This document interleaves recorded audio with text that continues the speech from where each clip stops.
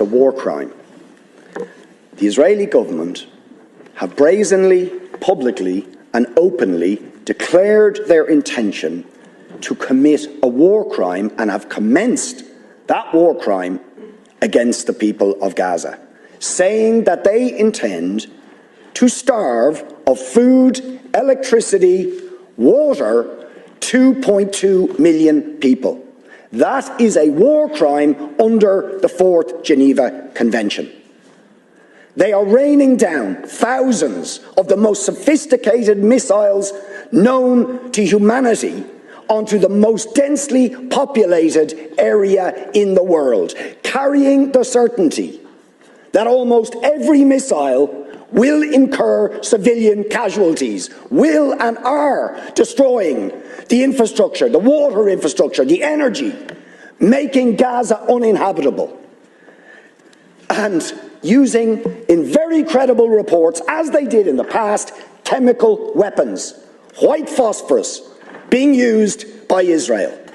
And you try to suggest there is some symmetry, some equivalence between the actions of Hamas and what Israel has been doing to the Palestinians for decades. Will you admit that the terrible loss of life and escalation of violence that we have seen in the last few days is simply a continuation of the crimes against humanity, the war crimes of the state of Israel against the people of Palestine? And it's not me saying this. You have, or you should have read, the reports of Amnesty International, which we asked you to read and act on Human Rights Watch, on the UN Special Rapporteur to Palestine, on the UN Human Rights Council, on the issue of Palestine. Do you know that the Israeli state will not even allow the UN Rapporteur on Palestine into the occupied territories, or the UN Human Rights Council in, because they know that they will bear witness to the ongoing ethnic cleansing, the ongoing illegal annexation of territory, the ongoing arbitrary detention of Palestinians without trial, the impunity when they assassinate a journalist like Shireen Abu Akleh. No justice, no sanctions. What do we actually get? The head of the most powerful state in the world, while Israel is threatening to commit war crimes against Israel, says we're going to give them more weapons and arms. We support them absolutely.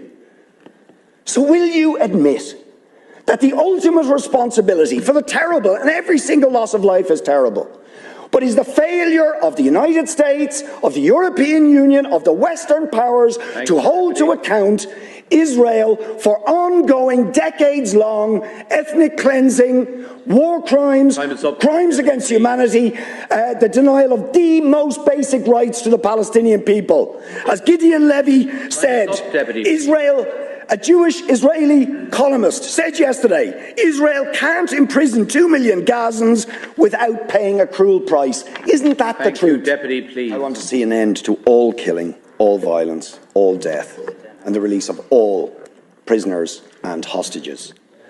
But, you see, the problem here is that I do not believe that an apartheid regime has the right to exist anywhere. I do not believe that a regime that engages in ongoing, daily, weekly, monthly, ethnic cleansing of another group of people based on their race or ethnicity, which is what Israel is doing, has the right to perpetrate those crimes. These are crimes against humanity. This is a regime for decades has denied UN resolutions calling for the right of Palestinians, millions of them, ethnically cleansed since 1948, living in refugee camps in Lebanon, Syria, Jordan, cast to the winds of the world, denied statehood, denied identity, denied history, and they have the right to return, but Israel shoots them down if they try and assert that right, as happened in the Great March of Return. Let's remember that. Peaceful demonstrations in 2018 by the people of Gaza, attempting to assert their right to return, shot down. The UN at the time called for investigations on that episode Thank you, for Deputy. war crimes and crimes against humanity. Please. Will you call for sanctions against the apartheid regime of Israel? Thank you, Will Deputy. you call Up, please. for the European Union and the United States to Deputy, stop you're way arming over that time regime again. to commit war crimes and crimes against humanity? Of course you Please, won't. Deputy. Of course you won't. It's a war.